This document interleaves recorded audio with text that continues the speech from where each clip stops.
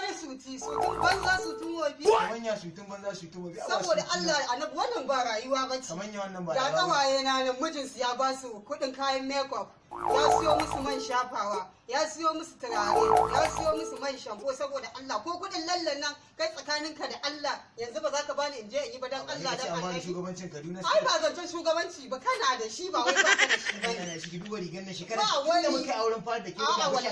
Ni da ban yarda ba tsakanina da Allah bai yarda ba kana da shi yaje ka je ka ba.